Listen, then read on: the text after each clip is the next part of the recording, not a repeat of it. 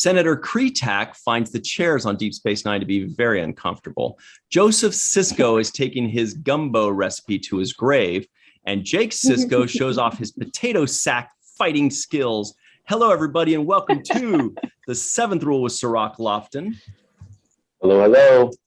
My name is Ryan T. Husk. Today we're doing a review of Deep Space Nine, Season 7, Episode 1, Image in the Sand, written by Ira Steven Behr and Hans Beimler, directed by Cirroc's buddy, Les Landau. Yes. This was September 30th, 1998. Where were you? Also, this is a NOG episode. Melissa Longo is joining us today.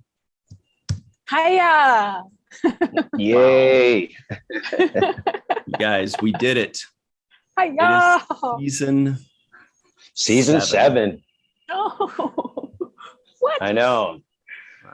It's like bittersweet. I know. Yeah. I'm scared. I don't want the game to end, they say. Same. Yeah. That's what it feels like. How you guys doing? Doing good. All right. Yeah. It was good to get a little reminder about the last episode and yes, how we ended on Dax. Yeah. It's just refreshed it and just made you kind of place mark yourself in emotionally where the tone is on DS9 that she has just passed away. And I think they did a good job of picking up on that tone and paying homage to her as they kind of put closure to her character. Mm-hmm. Mm-hmm. Yeah, I kind of remembered this as a Jadzia Dax. I'm sorry, as an Ezri Dax kind of episode because it's her first one back. But then upon rethinking it, you realize it's not at all an Ezri Dax episode. Mm-hmm. The next episode will be an Ezri Dax. This is, like you say, much more of a Jadzia Dax episode. Mm-hmm. I hope Terry Farrell has seen this episode because it's almost like she's the main character of this episode in a lot of ways. And it's really cool to see how she affects everyone and everything in the storyline and all that. It's really cool. Good homage to her. That's a very good question. Yeah. I wonder if she has seen this episode and seen kind of the tribute that they make to her, or if she just walked away and said, hey, you guys did me dirty and I'm out of here. So I don't care what happens after this. But but I think they did a good job of putting closure to her character, her storyline, giving some a way forward for Worf to move on and kind of settle his grievances and his emotional journey. Yeah. So yeah, I think it's a very well written episode, and it was a good start for this 7th season. Mm-hmm. Agreed. Yeah, and I was trying to remember how much time has elapsed, and they did tell us it's 3 months. So basically, it was like summer vacation, like you come back from summer break and they're like, what do you know? 3 months have passed right on cue. Sometimes they're like 2 years have passed or it's the very next day or whatever. But this is like real time. Yeah. And I like that because it felt effective and truthful to the journey of the characters and their grief on Deep Space Nine. And everybody who is feeling the weight of the loss of Jadzia. Yeah, they kind of did her better in this episode than she did for her actual death. You know what I mean? Yeah. Like they gave her a better tribute when they came back, and they're like, maybe we should have given her a little bit more. Let's do her right in this episode. Yeah. There was a line in there that kind of picked up on, and I thought it was well placed. It was a line that said, they said, well, she doesn't get to the other side because, the Klingon version of heaven, essentially. I forgot the name of what it's called. Stovokor. Yeah. Okay, like that's where Skeletor came from. Okay, right. No, anyways. There we go. What's his name? Kendor. Keldor. That's Skeletor's real name. Keldor. Yeah. So Sto-vo-kor, and so they go through this whole, litany about why she's not qualified to get in there. And one of the reasons was, she didn't die in a glorious battle or something to that effect. And then Quark, I thought, gave a great kind of line, like, what, getting killed by the paw race doesn't count? Like, seriously.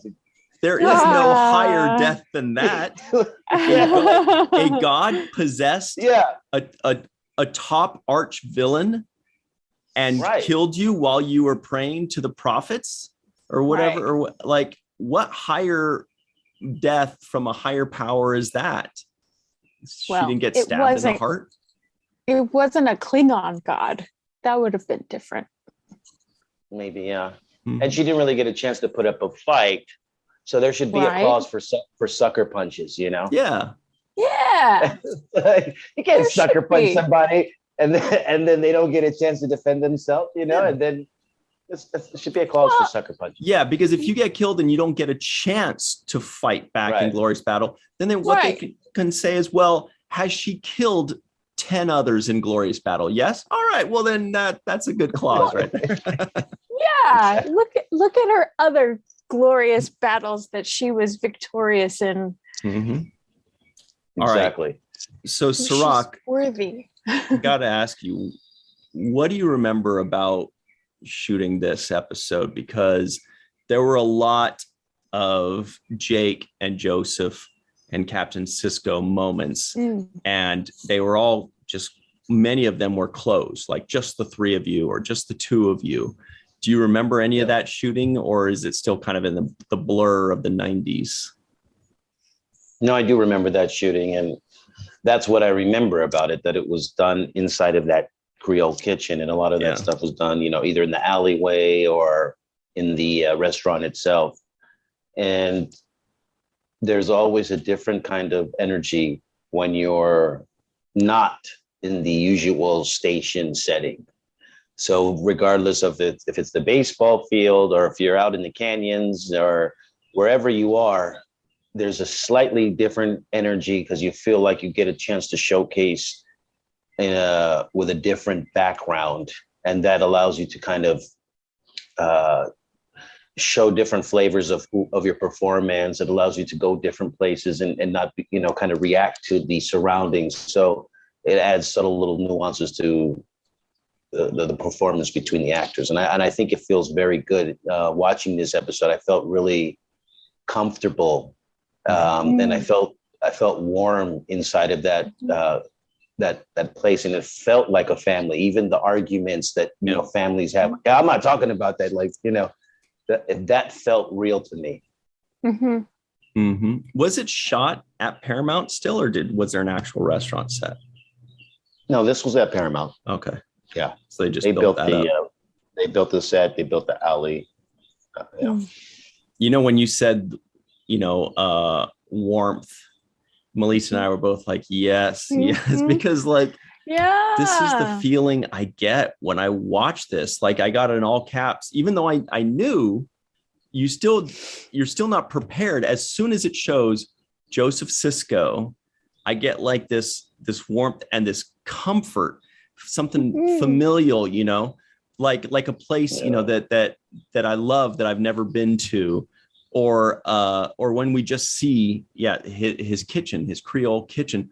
But when I see that, as soon as I see that, I'm like, oh my God, my heart, Joseph Sisko. And then like all those scenes, there's such comfort and warmth in those. And that's a feeling I've never gotten from any other Star Trek series, or maybe any other series of television ever.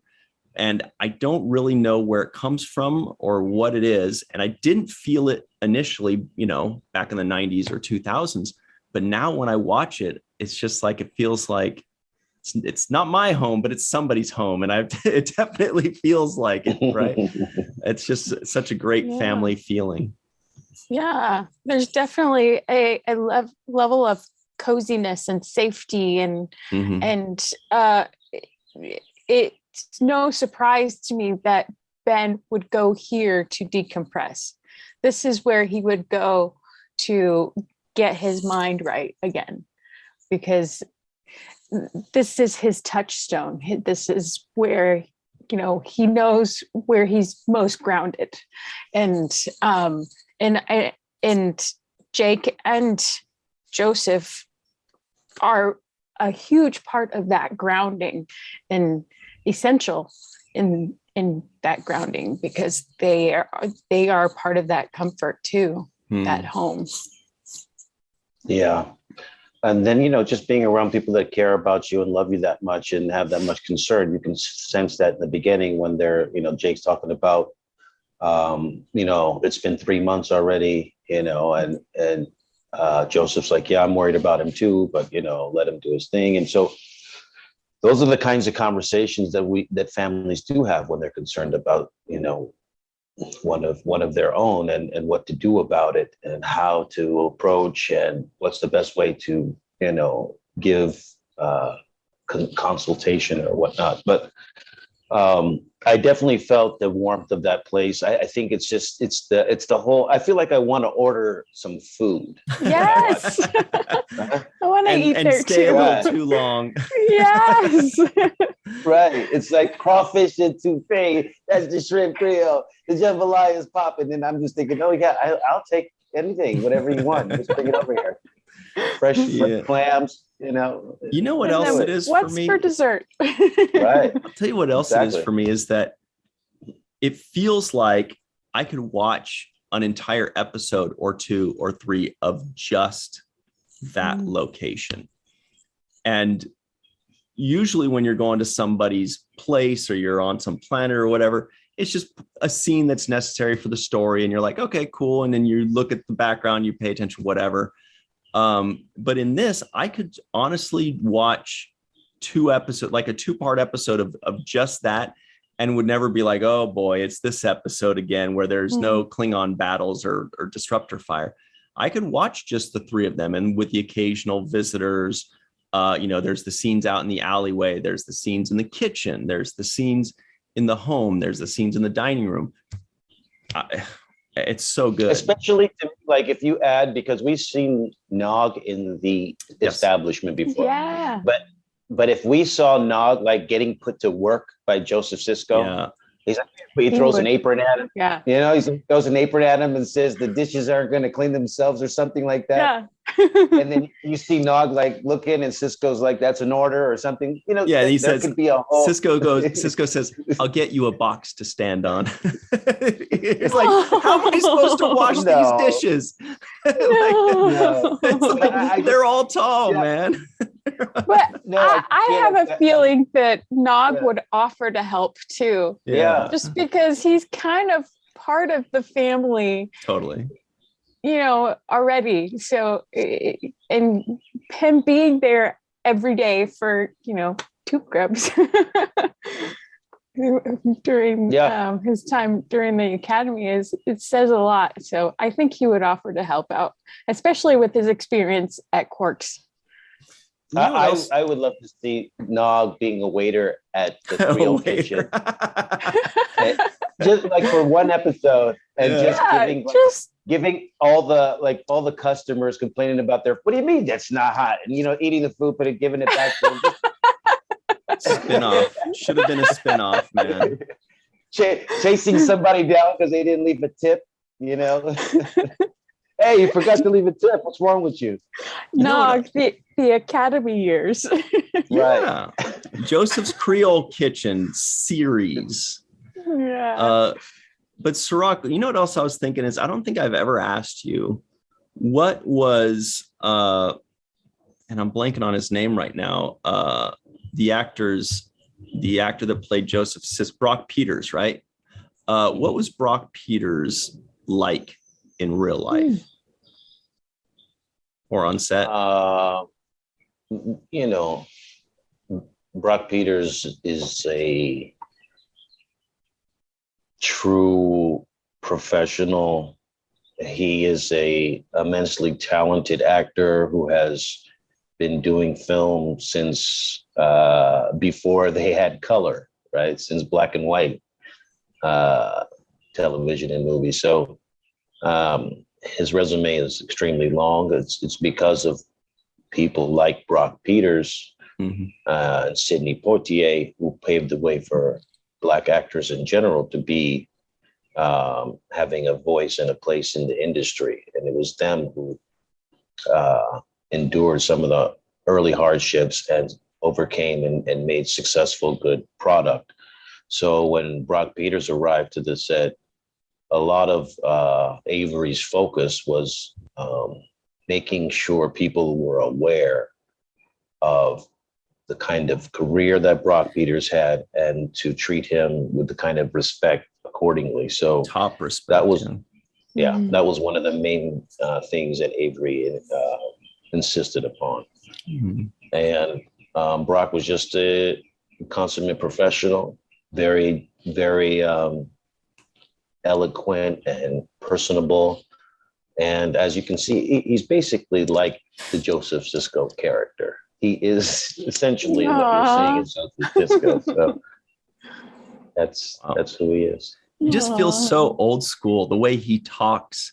And it might just be because of the history that we already know he has, and the fact that many of us, like I remember watching him as a kid and then making the connection later on, much later in Deep Space Nine. I was like, oh, holy shit. I get it. I know who this dude is.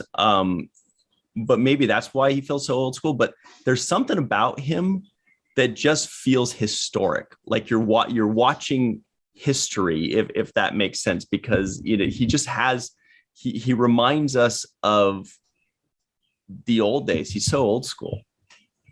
Yeah, he's old school.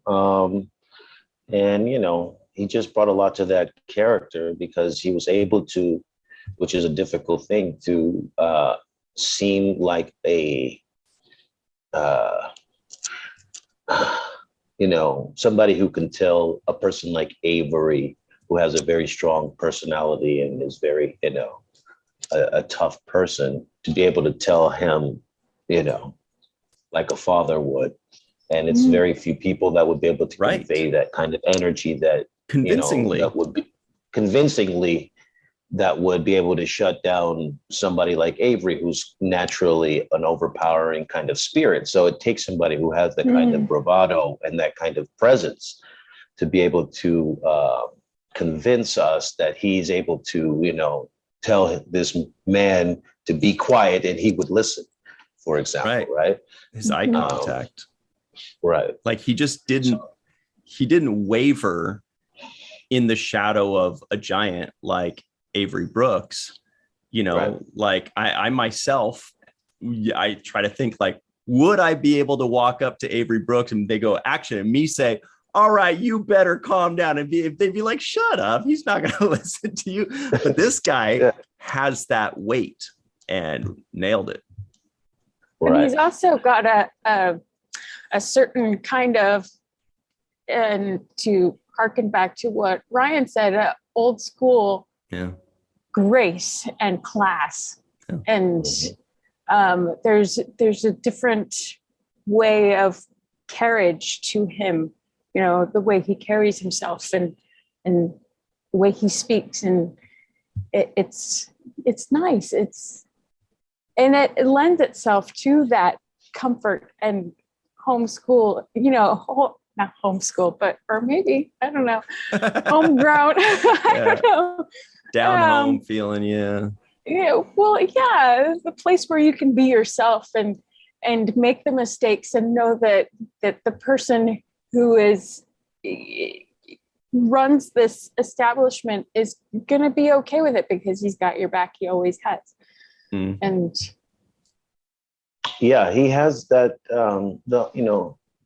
ability to really convey this authority and project the authority. He reminds me of the kind of dad that would say to his son, you might be big, but I'll still kick your ass. Yeah, totally. No matter how old they get.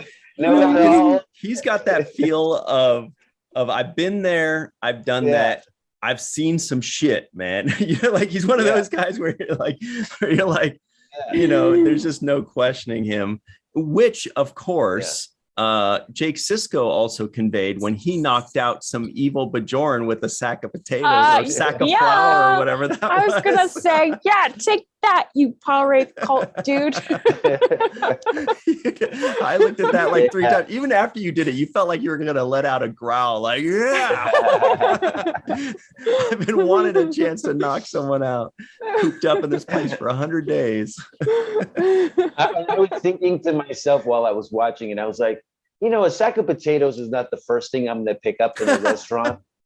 There's like all type of frying pans laying around, and kitchen knives. Kitchen knives. Decapitate. Well, maybe that's yes, but maybe you were passing by or going to say something, and that's what you had at the time. Yeah, so or you were just bringing it outside or something. Yeah, or, like an electric egg beater, something.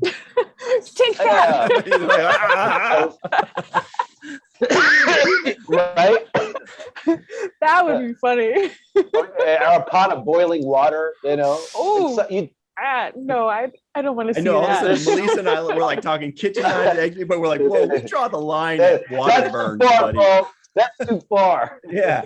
No, don't burn him with water. Bubbling. But I'm just thinking, how much stuff is inside of a restaurant, right? I mean, literally, there's especially so much. Kitchen. Yeah, the last thing I'm going to do is pick up a sack of potatoes, like when I'm trying to grab some. But I understand the logic that I might have been holding it already, or I might have been taking it. But if I had to pick, if there was time and I saw what's going on outside, if there was time, I'm going to be like, I'll be looking around like, yeah, let me get this frying pan and this kitchen knife. Yeah. Mm-hmm. Well, we have seen Jake be resourceful before when he was picked up somebody's rifle in the cave and shot at Klingons. Right. So, yeah. Mm-hmm. I have no doubt he would be resourceful in the kitchen. But okay, well, we'll definitely have to ask the writers next time we see Ira. We'll have to be like, so why the potato sack? And he'll be like, actually, that was a sack of flour. And we'll say, oh, okay. Okay. I did notice this time it was clams. Yes. That he was cleaning. They even said clams. Yeah. Yeah, they said it. Yeah. In case we wondered if there was oysters. I was like, wow. Yeah. But good job. You saved your dad. It was kind of gruesome, all that blood. I think using the stabbing, because usually in we're used to seeing more like phaser fire and stuff like that, and it's kind of just like a burn on your clothes or something. But that was a lot of blood. It looked like a stabbing, in a very sensitive region of your body. It was just leaking out. Any part of your body that you get sliced that hard is pretty sensitive. Yeah, you're like, that's cool. It was on my back. Whatever. No, but I agree. It was a big, like, open, gaping wound. Yeah, and it was there was several cuts. Right, it was not just one. I thought it was several stabs. It wasn't just one. And from what I saw, I think, and it looked like a lot of blood. Which would freak me out if I came out and saw that. It's a real bloody scene, and he's wearing that all white, so it added to the effect. Yeah. Well, and I was thinking, good thing that you were passing by when you did, because that could have been fatal. Mm-hmm. Right. But now that we're in the future and you caught it. And did you notice in that moment there was a great, Avery's so fantastic, and it's like he does so many things that are so subtle that kind of fly right by you, and unless you really kind of say, "Hey, what was that? Did I just see that?" Yeah. You won't really pay attention. But he has very good subtle things that he does in his performances, and one of them, for example, in this particular scene, was when the Bajoran crazy psycho guy comes up. You can sense that he has fear. And he can sense that he realizes, okay, this is a moment where it looks like something's about to happen. You can sense that. But he played a little very small moment where he looked over at the door to make sure that I was safe, right? Yeah. He's like, oh, my son's inside there. My dad's inside there. Mm-hmm. And if I run inside, I'm going to be bringing the danger to them. Yeah. So he kind of played a look where, okay, I'll stand here and be the line of defense for whatever this is about to happen. There was another moment right after that too that I noticed that I don't think I would have caught had I not gone back 3 times to watch your potato sack skills.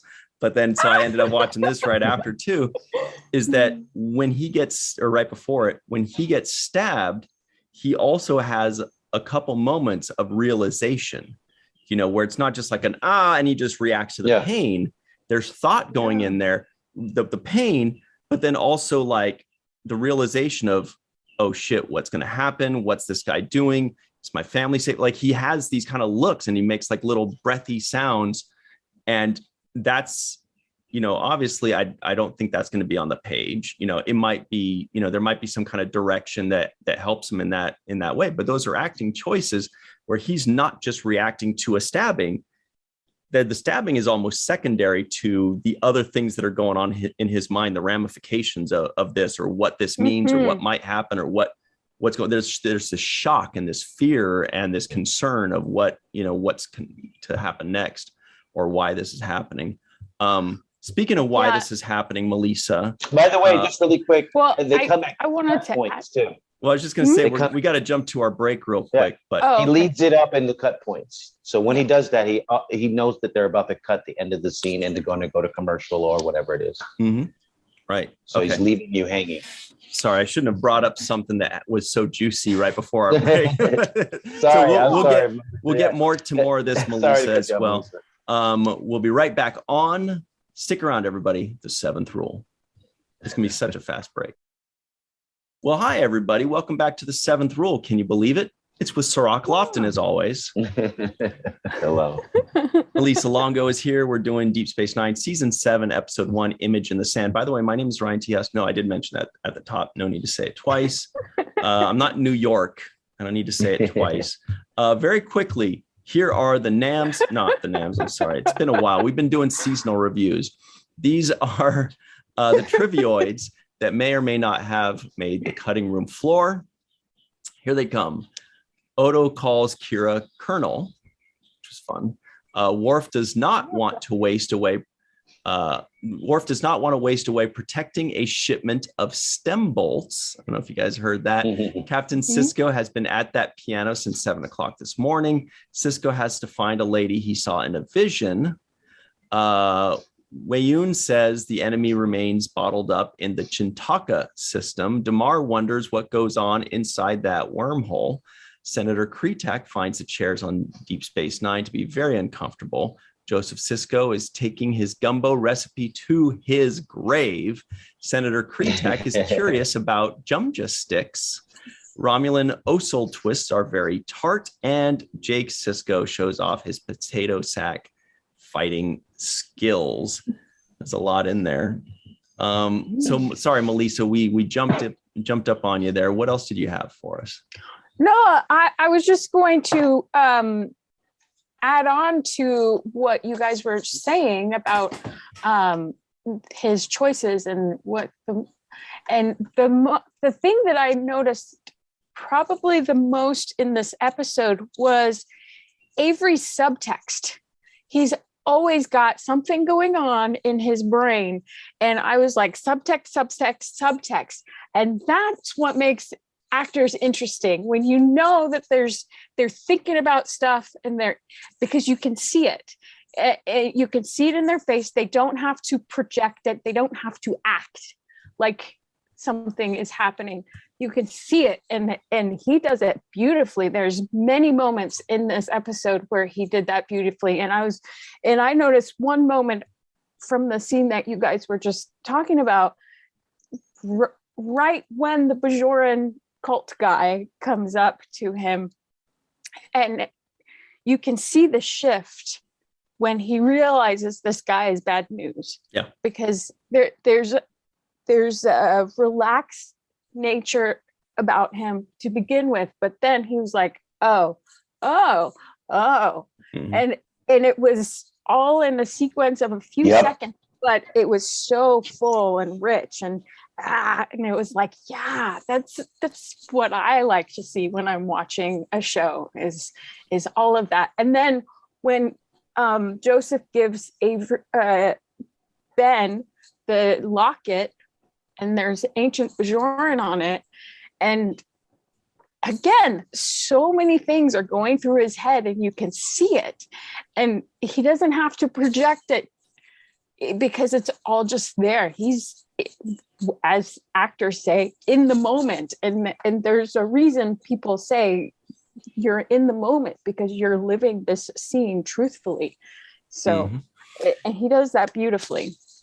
You know who else has visited Joseph's Creole Kitchen, as we mentioned before, is the fella on Melissa Longo's shirt right now. She's wearing a Captain Nog Forever shirt from The Visitor, from that fateful episode and those scenes. And he was in this episode too, not visiting on Earth, where we love to see him, but on the Defiance Bridge, where we also have come to love to see him. And it was a really fun sequence of events because, of course, like I mentioned just a bit ago, Worf mentioned stem bolts, which was a nice little wink. They love to give us a little wink. Like, did you catch Landau. That? Yes. Les Landau directed too. You're right. Yeah. And what was it? There was something that Worf was saying in there. I mean, Worf had so many funny moments because the reason Worf said you joined Starfleet to be safe. You know, I think Nog was talking about feeling safe, right? Mm-hmm. And I like that exchange between them. Yeah, they always have so many good, funny moments that are just like a non-Star Trek fan watching would be like, "Why are you laughing? What's so funny?" But it's so well written and so subtle and so tongue in cheek. A lot of these things. You were going to say something, Lisa? Yeah. And sweet because, but again, it demonstrates relationship and that these people are living with each other day in and day out. And so, Worf is grieving and he's going to snap at Nog for, because nobody's safe. There's no safety in life, and you can understand where Nog's coming from because who wants to die, it's, but Orf. So, well, kind of.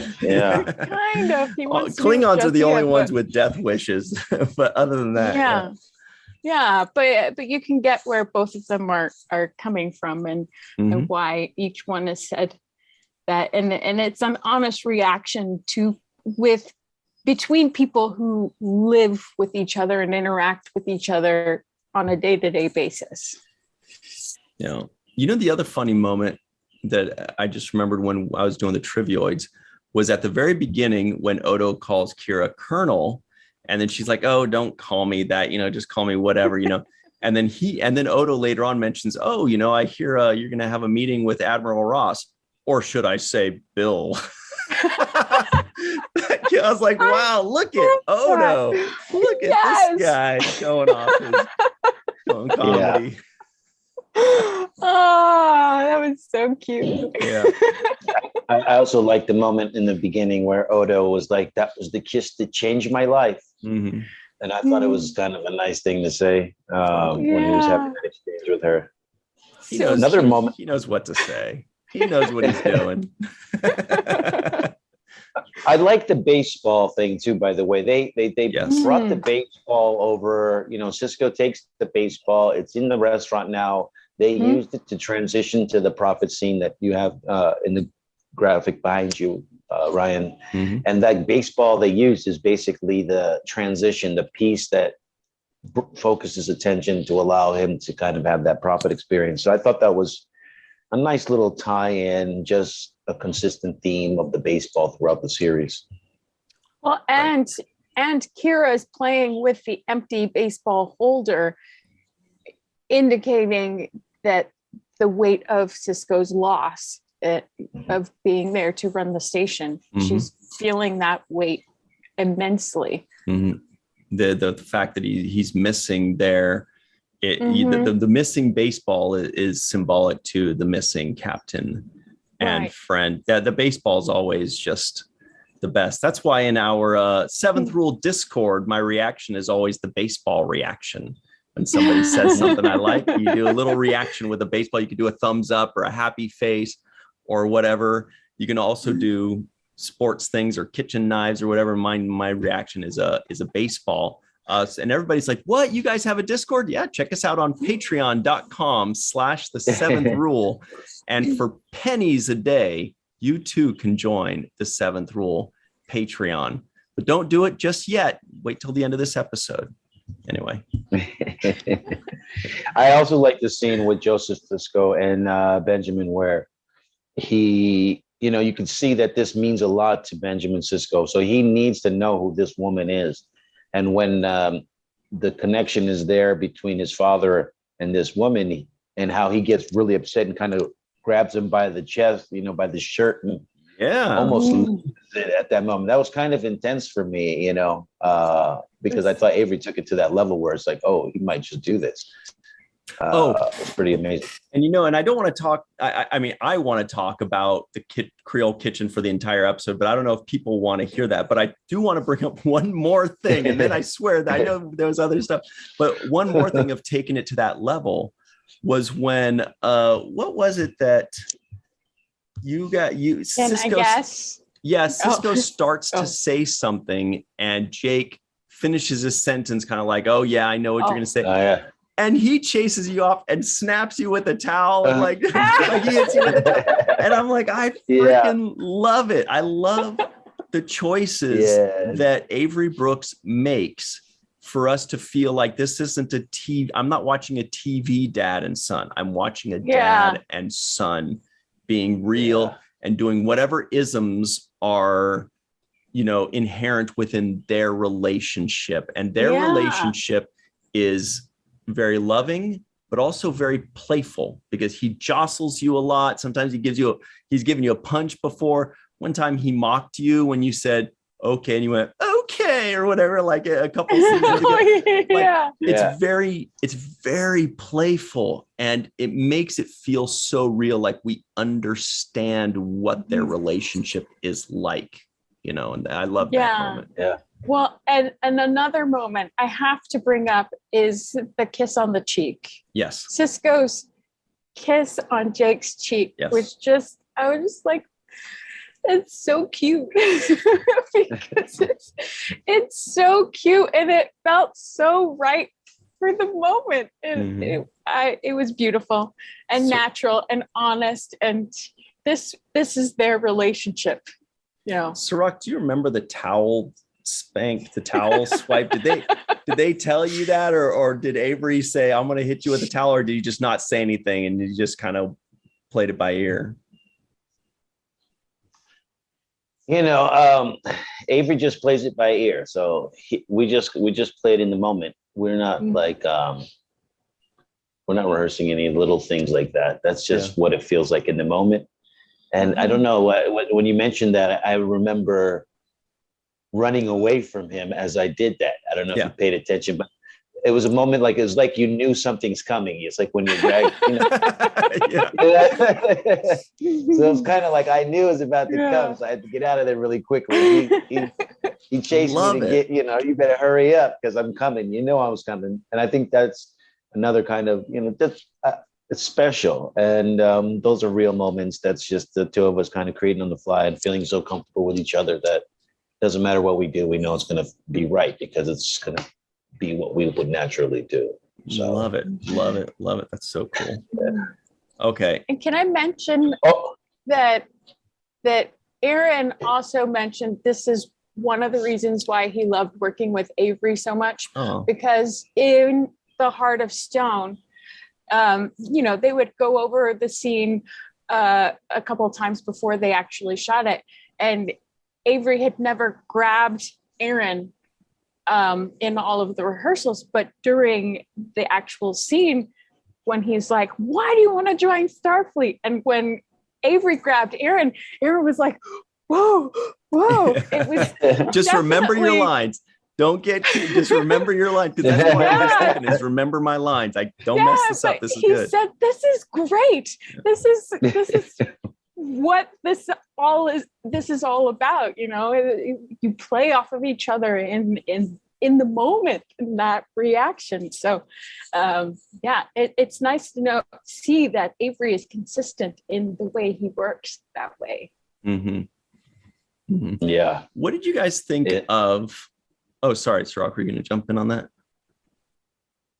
I was going to jump in on it. Yeah, that's how he works, and I'm glad you said that, Melissa, and Aaron took notice of that too, because that's how he works. It's alive, it's organic, it's in the moment, it's real, and his favorite thing to say was no acting on the set, and he just didn't want you acting.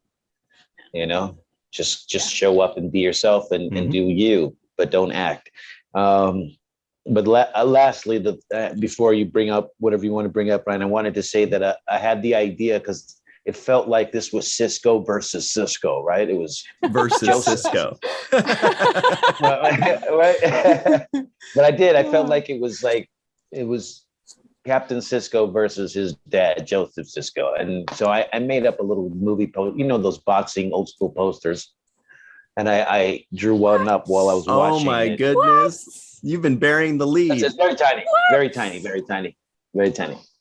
But do you see it right there? Yes. Yeah. Sisko versus Sisko. And we know which one's Gumbo which in the jungle. Oh my gosh. I call it Gumbo in the jungle. That's amazing. Gumbo rumble.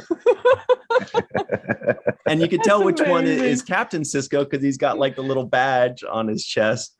For everybody just listening in, it's kind of like one of those boxing posters, where it's like face to face. It's like the profile shot of them face to face. Oh, that was actually it also could be rumble in the gumbo. Yep. Rumble in the gumbo. Sounds messy. Yeah. Sounds like a college thing, right? They're like rumble in the gumbo. Yeah. Rumble in the gumbo. Yeah. They like to think weird things like that. So what did you guys think of Senator Kretak, the Romulan senator? She seemed very familiar to me. She felt like a character that I've seen in like sitcoms or something, because she has this genuine nice appeal to her and very calm and soothing and friendly. And I felt like that's the kind of person you get in like a sitcom sometimes, like somebody's mom that's like says, oh, come sit down next to me and talk to me, but then also gives you like a little razz or something like that.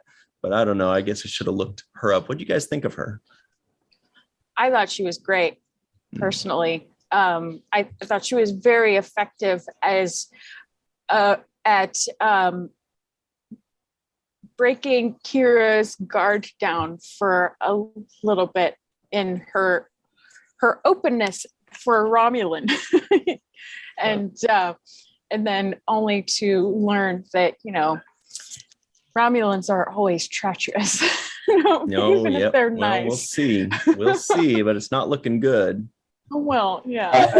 I don't trust her, and I knew that all that nice stuff was just fake. I prefer that the Romulans, when they're just straight up jerks about it in the beginning, that way you know what you're dealing with. Yeah. So, right. You're like, stop being so nice. Yeah. It's unsettling. Yeah, what's your game? Just say what you want. Well, and she's so good at it that you kind of you want to believe her. I wanted to believe her, but then it was like, okay, so now there's weapons and you're not helping Vulcans, and what's going on here? Why are you being this way? Yeah. She did the whole thing very well, and she played off of Kira very well. I thought her acting was excellent for that role, because she was immediately disarming, and obviously a lot of that is the writing, and a lot of that is Kira is basically telling us how to feel. Right at the beginning of the episode, she's being our voice of, we don't trust Romulans, and then it's kind of like, well, not so bad for a Romulan though, and then she starts to warm up, and so she's not just mirroring our feelings, but almost kind of like leading us, who would be natural skeptics through this thing. So a lot of that is her doing, is how well she's portraying that as well. But I thought this lady did a great job. I'm doing a quick look at her right now. She also played a character in Star Trek The Next Generation, The Outcast. The character's name was Noor, Noor, just like our buddy, like Dr. Mohamed Mohamed Noor. Yeah. And she did play a few sitcoms. Looks like she was in 2 episodes of Seinfeld as Peggy, but I don't remember that character. Also, Men. Did you notice the Nam in this episode? Did I notice what? There was a lot of Nams. Oh, there were a lot of Nams. Yeah, but let's save Nams. those for the free-for-all, because there are some fun ones in there. Yeah. But yeah, not a ton of roles for this lady. Anyway, She's the other thing great, that though. she was fantastic. I thought she was great because she was coy, and she did play the whole like warming up and hey, no, I'm not here for that. It's just the kids in the hospital. Oh, I'm sure Romulans. Yeah. We're known as arrogant, and I'm sure we've earned that. And you're like, well, that's very big of her to admit that. Yeah. Well, right. but then it was the Jumja stick that really disarmed Kira, I think, because Romulans don't venture outside their comfort zone. So she's trying a Jumja stick. Yeah. This is a sweet treat, and the senator probably knew that Kira knows that too. Yeah, and it's a Bajoran treat, so it's her kind of, extending the olive branch of saying, "Oh, look, I'm trying out your thing that you like, and then you can try out the thing from my culture and all that." Yeah, it's very symbolic there. Except they should have showed her spitting it out into a little napkin. Yeah, afterwards. Be like, this better be worth it. The jig would have been up then. Yeah, Nog pops in. You gonna finish that? Yeah. The other thing that I thought was pretty I like the whole Wei-Yun and Damar scene. Oh yes, yes. The Kanar and the Damar. Yeah. I thought that was yeah. Mm-hmm. There were Wei-Yun says to him, too much imagination can be dangerous, or something to that effect. Yeah, there was a really good moment too that I laughed at. There was a lot of comedy in this. That's what's so cool about this, about Star Trek, is it could be a tense episode or a sad episode or whatever, yet there's comedy in it, even though none of the characters are laughing. They're not giving you any cues. Hey, this is a comedic line. Like when he says, when Wei-Yun always looks at Damar with like disgust and contempt, and he's like, when you're alone, do you pour your Kanar into a glass, or do you just drink it straight out of the bottle? And Damar, swill, correct. He says swill. Damar, totally unfazed. He doesn't take offense and be like, hey, he goes, depends on my mood. Yes, that's Damar right there. Depends on my mood. Hell yes. You're right. He did say swill. Yeah. I loved that word, the way he used that word. And I was like, yes, swill. Yeah, I heard Damar just wants a bottle and a snorkel. He just dives in. Maybe that's not physically possible. I want to say that I really like the song that Vic Fontaine sang in this episode. I think it was called All the Way. Yeah. But it kind of just, I was sitting there feeling like Worf, like trying to apply the lyrics of the song to the emotion of losing Dax and whatnot. So as I was watching it, I was applying those lyrics to that emotional feeling. And I thought it was very elegant, and it was a beautiful moment. It's kind of longer song sequence than you normally get, but I enjoyed every moment.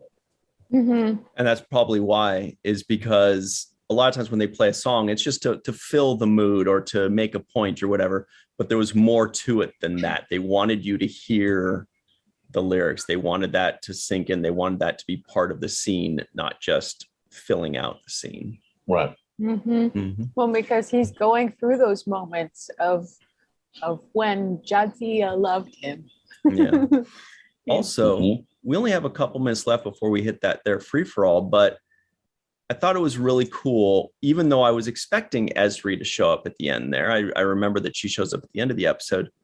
I had forgotten how magical that moment is.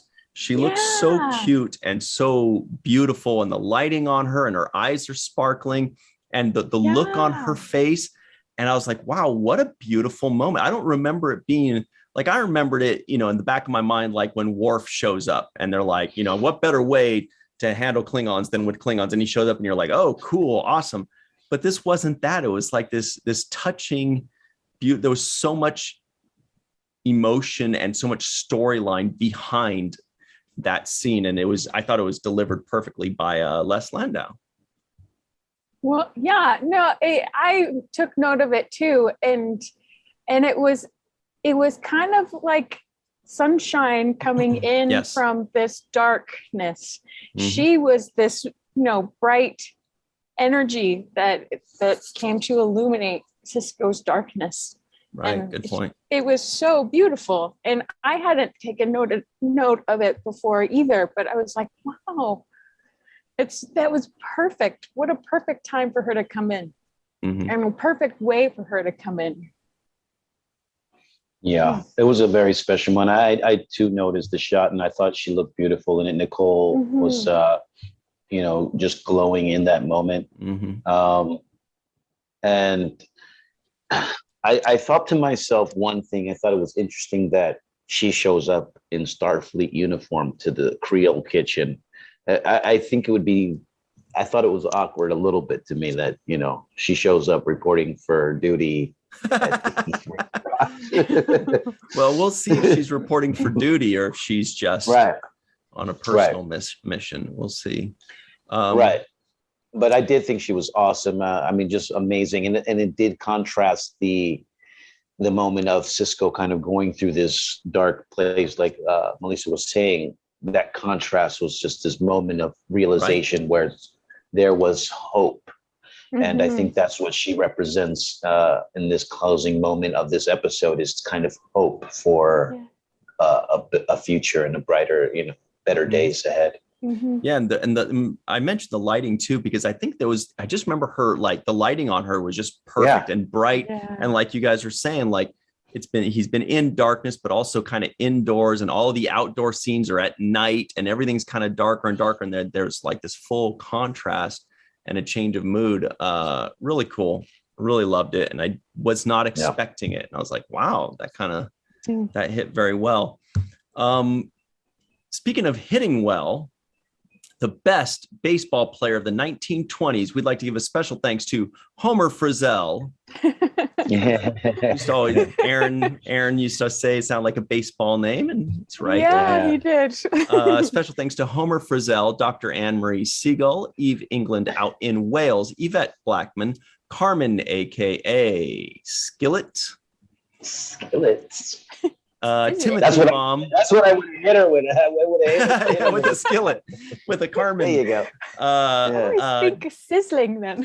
Tim Baum, aka Grandpa One. TJ Jackson-Bey out in Missouri. Bill Victor Arucan. There it is. Titus Mohler, Darlena Marie, John Mann, Dr. Mohamed Noor, Anna Post, Tierney C. Dieckmann, Rex A. Wood, Anil O. Polat, Erika Stroem, Joe Balsarotti, Mike Gu, Stephanie Baker, Dequeue, Neal Akasaka, and Justine Norton-Kertson. Also, very, very special thanks to everybody knows her and loves her, Dr. Susan V. Gruner. All right, everybody, stick around. It's time for the free-for-all. And we'll jump on that right now, and we'll see you on the other side on the 7th. About these names. Yeah. So much more to talk about. See you then. What's up, everybody? Season 7, Episode 1, Free for All. We're in the house. We're going to talk a little bit about it. And joining us today, is Mr. Homer Wagnus Frizzell.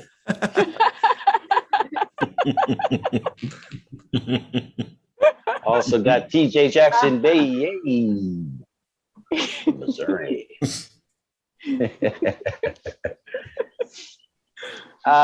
Ladies and gentlemen, please give it up for the great sound engineer, Gold to Scott Jensen.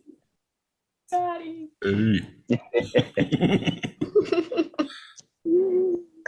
And he'll always be a winner to us, Mr. Grandpa Juan. Yeah. Aww. He's like, whatever. Yeah. He's like, don't bring it up. It's okay. It's okay. Also joining us today is Stephanie Baker, coming out of Seattle. Nice. Cool shirt, Stephanie. Yeah, what is that? From a powwow, the Seattle powwow. Oh, that's cool. Very cool. I try to go every year. Sweet, sweet. And of course, the always lovely Eve England out in Wales, rocking the Sisko Kid shirt. Beautiful colors, like the green. Mm-hmm. Mike Goo, where you at? There he is. Awesome. Hello.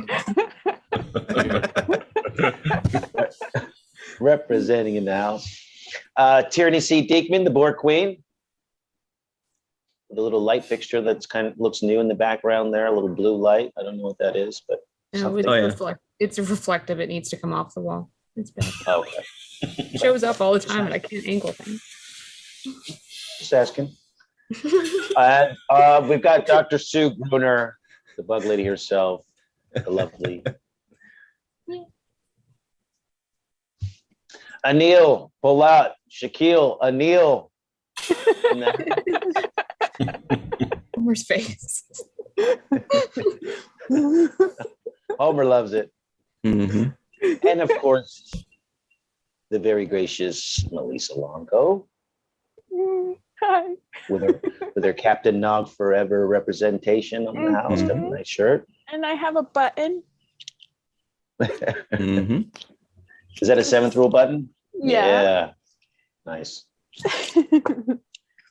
And of course, I'm Cirroc Lofton and our host, Ryan T. Husk.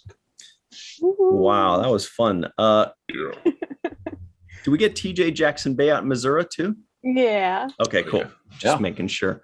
All right. And were you making a Honus Wagner joke, Cirroc? Yeah. That was pretty good. Yeah, I thought I'd throw it in there, you know. Like If that. only we had that card. Oh gosh.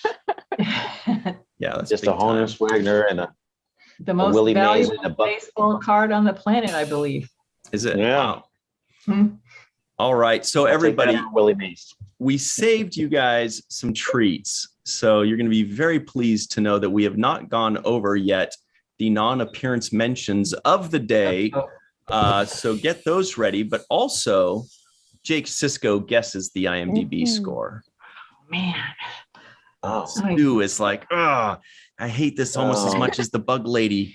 Do you like the Bug Lady nickname, by the way? I'm so used to it.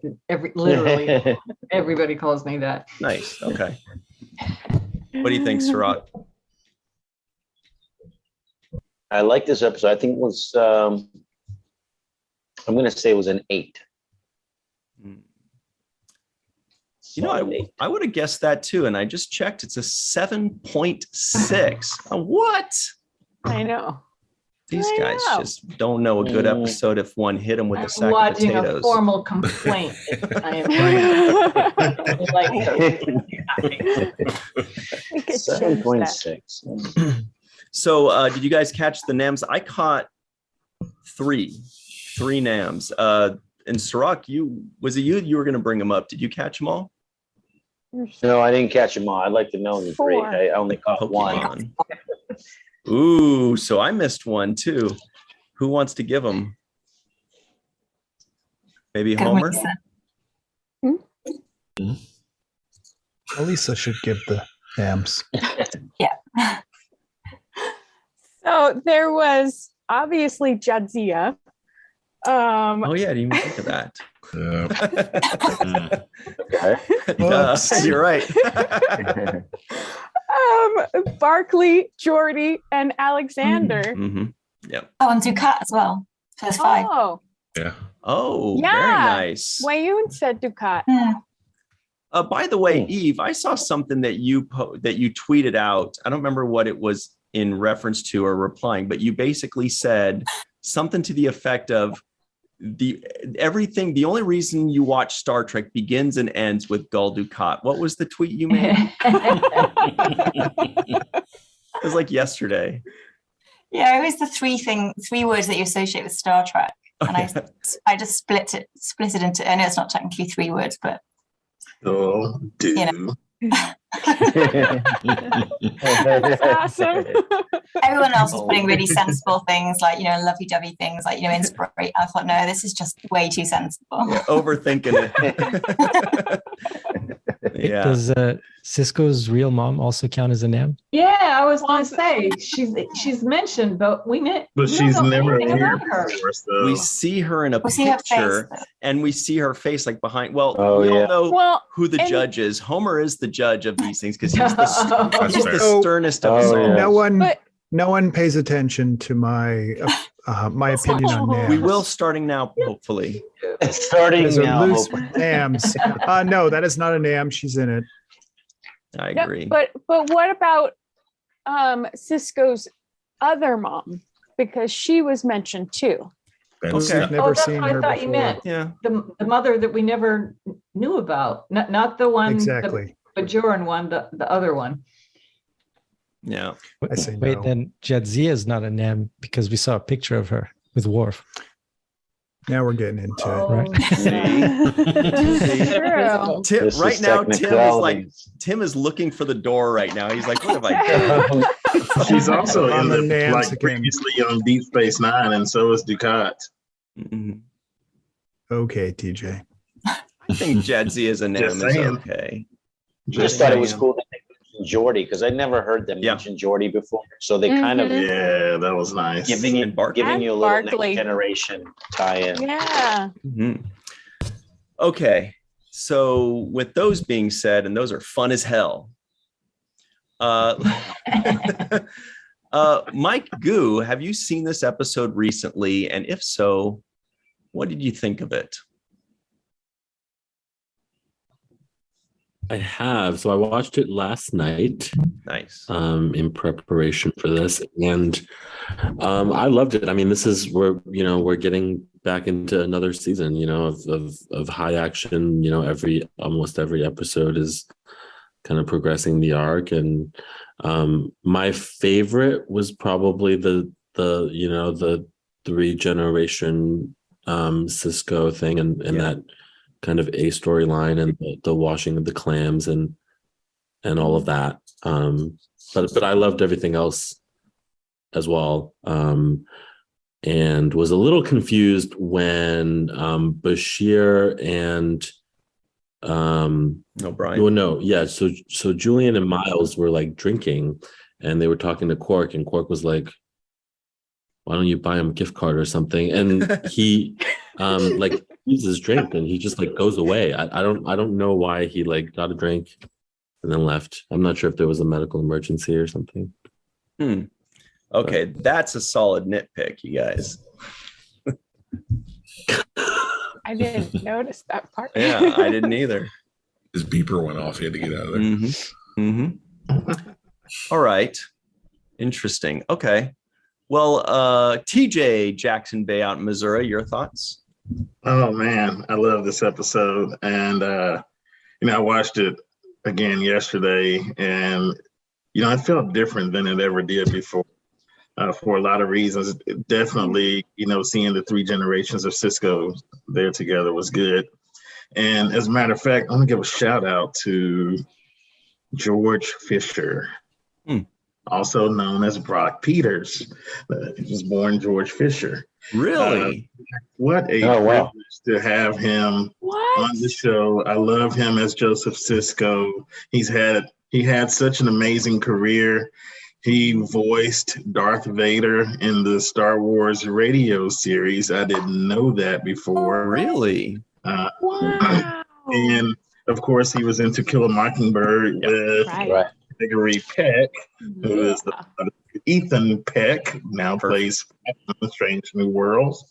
But just what a privilege to see him act. I was watching, the scene where he and Benjamin are, fussing over Sarah, and just watching his facial expressions and his movements, like what an ace actor to bring to the game to play this major role in the show. So just wanted to stop and give him a shout out for a minute. I also want to give a shout out to Cirroc for taking out the crazy guy with the knife. And ask you, Cirroc, how hard did Avery pop you with that towel? Yes. You saw how fast I was running away from him. That's how hard. That hurt. Yeah. So you got to get in front of it. How many takes did you have to do for that? I want to know. Yeah, that I don't remember. That part I don't remember, but I do remember that I had to get away from that hit because it was coming at the end. Love it. Love it. Eve England, your thoughts? Really cool shirt from Abyssinian Kiosk, everybody. That's abyssiniankiosk.com. That's Cirroc's sister. I've never seen that color yet. Was that custom made for you? No, I actually got James the hoodie in this last year, and I've always fancied it, so I thought I'll treat myself. So I actually got the mug as well, so this is quite nice. Cool. Oh, nice. That's really cool. That's very cool. Sorry, I've lost my train of thought. Yeah, I hadn't really remembered much about this episode, and I think what I really liked about it is that it's really quiet pace for a first episode, and what I like about how they did that is, even though you've got this quiet pace throughout, generally it's quite deceptive because you've got lots of different threads going through it. You've got there's obviously setting up loads of different stories for us. We've got I think we have 4 different storylines. We've got Wayoon, and we've got Damar. We then got the stuff on the station. We've got the stuff with Jadzia going to Stovercore, and then we've got the Benjamin storyline. And I just thought it's just so tense. And then I was actually really shocked when Sisko was attacked by that Bajoran. That I'd completely forgotten about that. And I just found that quite traumatic because everything else is quite calm. And then you have this extreme violence scene, which just was, it just shocked me when I saw that. And I surprised myself. I obviously forgotten completely. So I just love how they built the tension in this episode. And then the other thing I just realized, I just love Kira's new hair. I was just... I don't think I'd noticed it was great before. I've got a bigger TV now and it's better quality, and I don't think I'd noticed it before. And I thought that was really cool. Mm-hmm.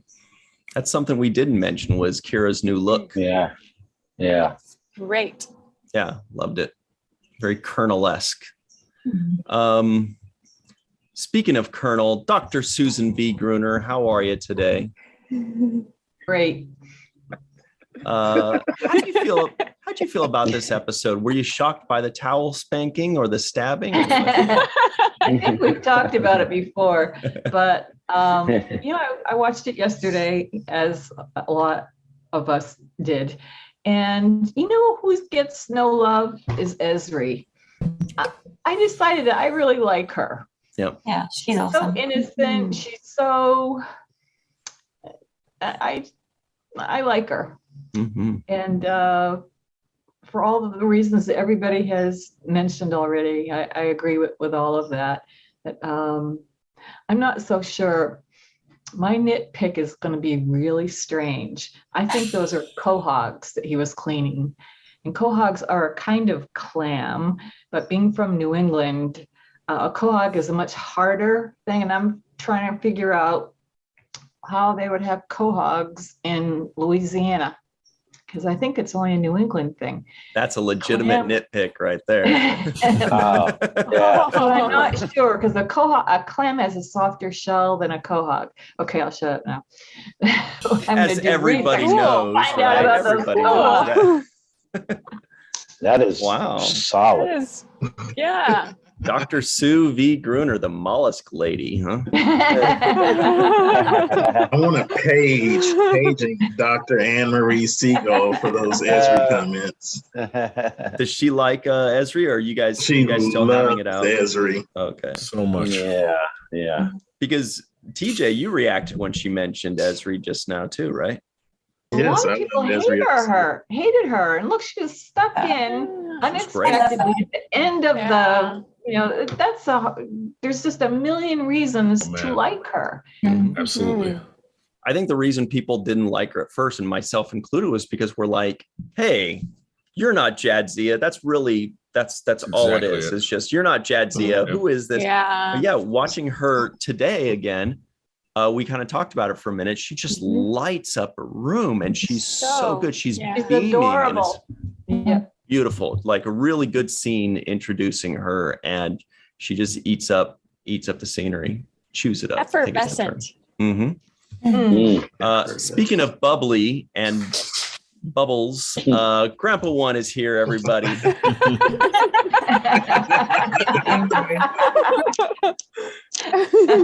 Finally, Grandpa One has returned with the bubbles. Yay. How are you? Where is he? Oh, there he is. Okay. Yeah, I guess okay. Everybody at get home. the bubbles reference. Because people, you like to drink effervescent things, right? Yeah. Well, he's like, what's your point? Let me just talk about Deep Space Nine. Everybody at home, his favorite team lost, so go easy on him, because he is a very, very true and loyal super fan. So he, as anybody would know, true hardcore loyal fans take it pretty hard when our team loses. But Cirroc knows, I'm sure TJ knows. But Grandpa One, aka Tim Baum, if you've seen this episode recently, what'd you think about it? Yeah, actually, I watched it a couple hours ago. I can well, first of all, Sue, they transported them from the East Coast. Oh yeah, duh. Directly out of the ocean. No more nuts. That's great. I can understand why the IMDb score was a little low, because it really is not a standalone episode. It just kind of ends. But I think it's one of the most important episodes, because it sets out to finish the story arc of how he became the emissary. From the very first episode, he was like, boom, you're the emissary. How'd that happen? Well, now we find out that it was preordained from when he was born. And so I thought it was very important. And also, like somebody else mentioned, I love the 3-generation interaction, which was great. But yeah, for that reason, I really did enjoy it, because it does start to bring everything together to find out how everything happened. And I love Esri. I remember, I think I mentioned before, when the show first aired, I would hit and miss episodes. And I remember coming in the middle of the 7th episode and going, what the hell happened to Jadzia, and who is this? But no, I ended up, after I watched it all the way through, it's like the transition I thought was done wonderfully to bring in a new character. And like I said, it's with the episode coming right up next, it helps explain the whole emissary story arc, and we end up the beginning of the end where he's transitioning. So yeah. And before I go, I just want to mention Liverpool had 4 competitions this year. We won 2, came in second in the other 2. So overall, it was a pretty good year. Not so bad. Nice. Silver lining. And Eve, and that's why I switched to Brooks Brothers. So, Eve, I didn't mean to neglect you. You're also a very big time loyal fan, Eve. You do love your sports, especially when you make cookies in the shape of rugby players. Biscuit. Yeah, biscuits. Definitely, yeah. Stephanie Baker out in Seattle. How are you? Have you seen this episode recently? Do you remember it? How much do you love it? I saw it last night as a rewatch and to review it. I liked it a lot. I agree how it sets up the rest of the season. So many things are going to launch from it. And I like a lot of the things we all talked about already, but I wanted to shout out the walk and talk with the doctor and O'Brien on the way to Worf's quarters, and how comfortable they are, and how like the doctor is helping O'Brien, like, give him, like, pushing him to go do this work with Worf, and then Worf's face when the door opens. And I think if O'Brien had waited, Worf would have shut the door on him, but O'Brien just went in. He barged in. And did you notice, we didn't talk about this in the review, but did you notice how when O'Brien's like, oh, you should try some, Worf just it was the funniest thing to me. I don't know why, but Worf just grabs it, guzzles it, and he's like, okay, here you go. See you later. Good night. That's right. That line afterwards, he's like, O'Brien was like, you call that a visit? Like, yeah, I enjoyed it. Good time. You remember a few episodes ago, Worf and Odo had this conversation about people dropping by quarters, and Worf specifically said O'Brien does it often. Maybe if I'm more rude to him, he'll stop. Yes, right. That's right. That's why he was going into the Defiant or something like that, right? Yeah. But he called the blood wine smooth, very smooth. Thank you, Chief. Good night. Anyway, well, thanks, Stephanie Baker out in Seattle. That's something we hadn't covered, but it was really good stuff, and it deserved to be mentioned. Tierney C. Dieckmann out in, I don't know, somewhere in the north. De Havel somewhere. Have you enjoyed this episode? Was it a good one for you? It is a good one. Pardon my dog. They're very dogs tonight. I don't know. We had solicitors. It's warm out, and he's just losing his mind. So, I watched this a couple of times. That was the dog. That yawning noise. I needed to get a good gauge on it. I like to get my notes, and I found I was going back and forth on a lot of this, and then I was thinking, we're so used to owning these episodes or binging them, and we've lost that anticipation of this. I didn't look at the air dates, but however long there was between the wormhole closing, losing Jadzia, him leaving the station, just everything that happened in Tears of the Prophets, and then that weight that everybody had to come into this. They set up the season, and in my opinion, played this off very well. As Yvette put it, I think a quiet start for this, and you'd have 4 different storylines going, and they meshed everything quite well for that introduction. I mean, they bring in one very important thing that they had hinted at, I mean, pretty heavily hinted at, but didn't really round out, which is the dangers of religion. Obviously, the Bajoran religion is extremely important to them, important to the plot, important to everything.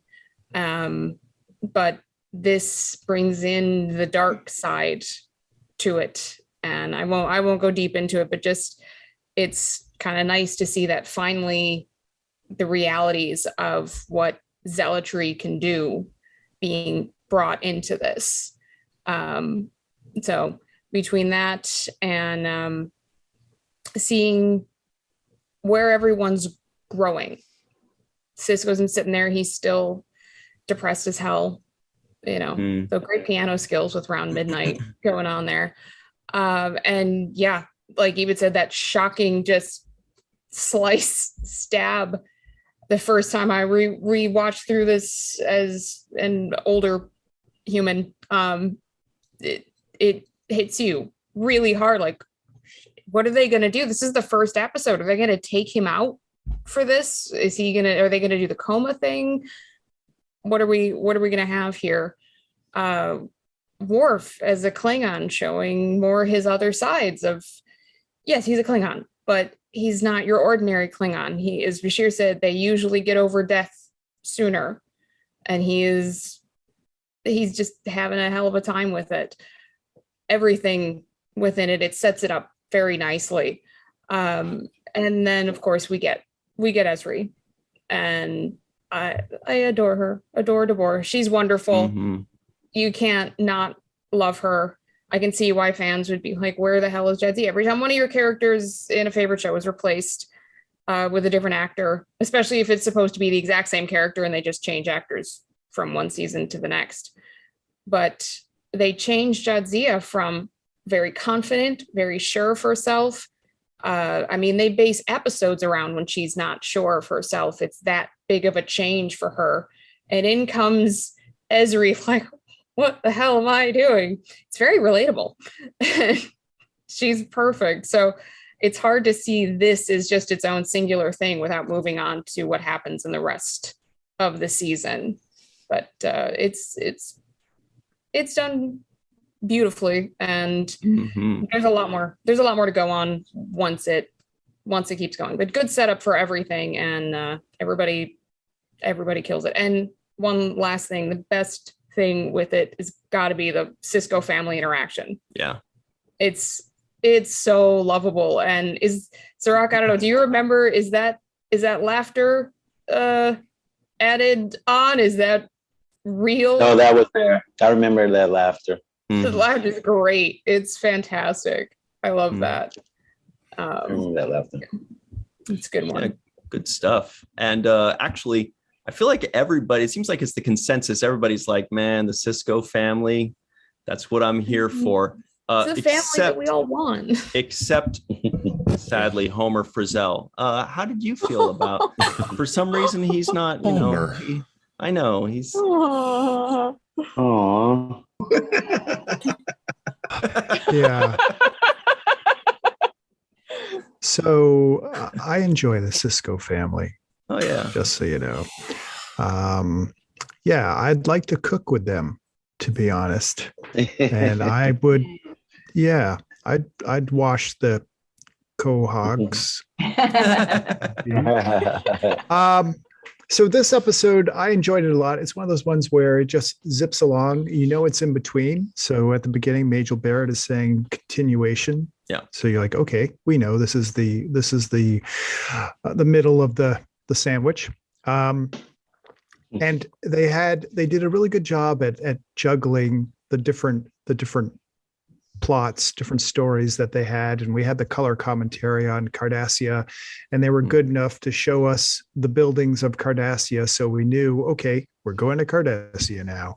Don't you love those exterior shots with like the hooks on the top of the buildings? I love, yeah. So it's like, good. oh, hook buildings. That's Cardassia. Yeah, I think a lot has been covered. So I'm just going to pick a moment that we haven't talked about. And that's some of what maybe we didn't see but comes through here, and that's Worf on the holodeck with Vic and that song, and kind of it being a bit reminiscent of Casablanca, you know. So I like that, and it was interesting, and it gives you also an idea that Worf doesn't really have any close friends. He doesn't have, certainly not a Counselor Troy that he can talk to now. And he's trying to deal with this grief in the best way that he can. And of course, then Martok comes along. It's like, you got to fight it out, man. And so that was fun to see. You know, that was something that we forgot to mention. I thought that was one of the most beautiful scenes where his old boy, Martok, shows up and says, Worf, defend yourself, you know, and he comes in and everybody's thinking, that's Martok, man. That's our guy. I need a first mate. He doesn't need somebody to like hold his hand or say, what's wrong? But he needs somebody to like do battle with him and say, you want to come on a mission that'll probably kill you? Well, okay, I'm listening. Yeah, and we could have seen a scene with O'Brien and Bashir and Martok, but we knew I it would was have going loved to have happen. seen that scene to see them But kind of invite him into that plan. yeah, I don't think it was necessary, but it would have been an interesting thing to see. Yeah. We needed them the DVD extras. That's right. Blu-ray. It's Blu-ray now. And Grandpa One informs us, everybody, that Nikki DeBoer is a Liverpool fan, by the way. So everybody, be sure to know that. However, Real Madrid fan Anil Polat is here as well. Real Madrid, I should say. I'm just kidding. Tim, look at how Tim was like, this is not even funny. I don't think it's funny at all. It so on, serious. Bubbles. Sorry, Anil. Your thoughts? Yeah, no, I agree with what everyone said. They set up so much.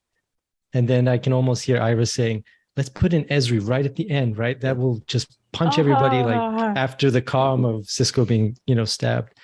But one thing I did want to point out, one thing that I like is the sort of weird relationship, like the almost work/older brother relationship that O'Brien and Worf have. Like they kind of butt heads. Like they wouldn't normally be friends, right? There's so many times where they interact and they're kind of like work buddies, and they're just kind of, it's like a very weird, but also very realistic relationship. And I feel like Worf respects O'Brien in a weird way. I don't know. Those two have a chemistry, like an older brother. So I like seeing those two interact, which we don't get a ton of. So who do you think is the older brother of the two? I think O'Brien. Yeah. I think O'Brien. I think, yeah. He has a calm to him. Yeah. You're right. It's kind of like the reason they kind of have that friendship is because Worf was forced to be his friend because they both transferred from the Enterprise. So, but in real life, they probably would have never befriended each other. Worf delivered his baby. That's true. Right. That's true. Mm-hmm. Yeah, and O'Brien has got a little Klingon in him. Like he seems very like everyday, but yeah, he does. He's no salt, man. Him and Odo made the ugliest Klingons of all time. They were horrible. Speaking of which, Goldu Scott would also make a horrible Klingon. He's more of a Cardassian. He's a Cardi. Yeah, maybe. How are you? What do you think of this one? Bloody Cardi. Yeah. I liked it. I like it more. Again, I say this every single episode with every rewatch. I want to echo, of course, everything that everybody says about the Sisko family. I don't know if I have ever seen a family where it was so effortless in sci-fi. It's effort. I know it was obviously there was a lot of effort involved, in the craft entirely, but it just it comes off like I can't imagine the three of you guys being anybody but those three characters when I'm watching it. And I think that's really, really important. Absolutely love Joseph Sisko. I wanted to scream at the TV for Ben to leave him alone when he's, I made a mistake, but leave him alone. Just forgive him. It's okay. It's okay. And a couple other little things here and there. I feel really, really bad for the poor holographic janitor that has to clean up after Worf. This guy doesn't even know he's a hologram. The band's gonna quit.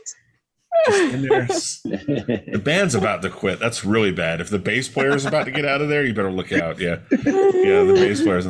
And one last question I kind of had for everybody. They talk about Jadzia getting into Stovacor.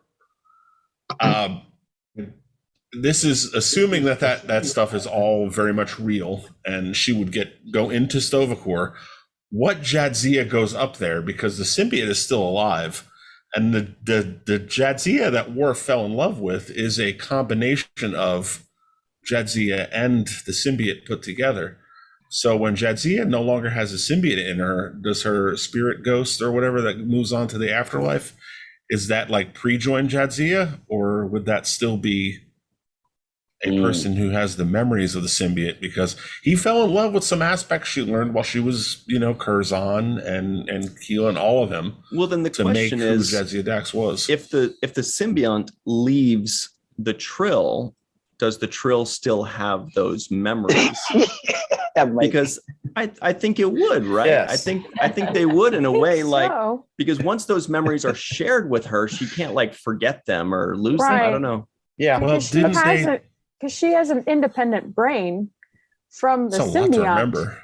It's a lot to remember. So I it is a lot to Mike remember. too on this Remember. one. Mike's comment in the chat is this thought can short circuit your brain. With Gray in Discovery, didn't they have to do a backwards joining with Gray? So Gray would have to lose all of the memories when he became corporeal again? I feel like that was in there. I don't It was like a backwards joining. I'll have to go look that up, but I love those little semantics and those little brain short circuiting ideas. Mhm. Yes, you do. It would be really hard to like be that sad when the host of the Trill dies, because you're still going to be able to see that person eventually through whatever reincarnation. So Worf didn't really lose Jadzia. I mean, the host of the body, but not to be able to talk to. But Cirroc, they were going to have a baby. No, I know that. I know, but I'm just saying the loss is less severe if you know that you can still have the conversation with that person. That's all I'm saying. Well, we're going to have that conversation more in this season, that's for sure. So, all right. Speaking of this season, this is a big season. We have 24 more episodes to go. And as soon as you watch the beginning of this episode, you can already tell it's going to be a two-parter because they're taking their time with things. They're introducing multiple plot lines rather than just A and B. And I was not in any hurry for it to speed up or for any kind of action. I was very happy with this episode. We were talking about how they should have just done a spin-off with the Siskos at the Creole Kitchen, and we would watch it with Nog, the wacky neighbor that passes by every once in a while, comes in and Joseph puts him to work, It's a good time. Anyway, I think that's about it for us this week. So everybody, one more thing. Oh, hit us, TJ. One more thing. I just want to share this quote from Joseph Sisko because it's so impactful. When he says, "Life is full of choices. You make them and hope for the best. Sometimes you're right, and sometimes you're not." Mm-hmm. Yep. Good one. And I wanted to say that it kind of sounded weird to hear Major Kira being called Colonel Kira. It's always weird. And then what made it even weirder, when I was trying to write Colonel Kira in my notes, I realized that Colonel doesn't have an R in it. No. It's Colonel. Colonel. This is a very strange word. Where's the origin of this word that has an R but no R in it? I thought it was interesting. Colonel. Grandpa, can you tell us why it's spelled Colonel but pronounced Colonel?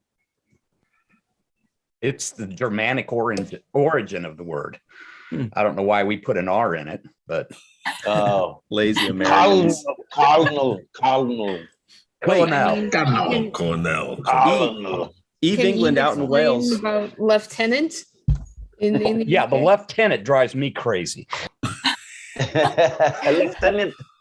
That one's definitely a French word because lieu is instead, or we use that word in lieu of, and tenant is to hold, so it kind of like holds the position in lieu of whatever. So it's like a backup person, I would guess, is what that comes from. But Eve, how do you guys pronounce Colonel in the UK? Colonel. Colonel? It hasn't really got the same R in it. Yeah, just Colonel. Colonel. I know we're all trying to think. I Googled it. Right. Yeah. I Googled the explanation. Would you like to hear it? Yes, please. Yes. Okay, it came to the English from the mid-16th century French word coronel, meaning commander of a regiment or column of soldiers. By the mid-17th century, the spelling and French pronunciation had changed to colonel. The English spelling also changed, and the pronunciation was shortened to 2 syllables. Then they should have just called it like conal. Years, right? Instead of like corn, a kernel of corn. Yeah, right. Butchered that word. Oh no. All right, everybody. Well, thanks for the fun, and everybody at home, please make sure that you give this video a like, share it with your pals, leave a comment below. Tell us what you think of the Siskos, and would you watch the Sisko family Creole kitchen with Nog popping in and doing his thing and starting the hijinks? It would be a great time. And Esri shows up every once in a while. Would you watch that? And give us a 5-star review if you like it, or rating, I should say. And if you don't like this, then don't leave us a review. Anyway, thank you to TJ, Stephanie, Melissa, Anil, Sue, Tierney, Eve, Mike, Goldie, Scott. Oh no, Grandpa One, did you change your name to Bubbles One?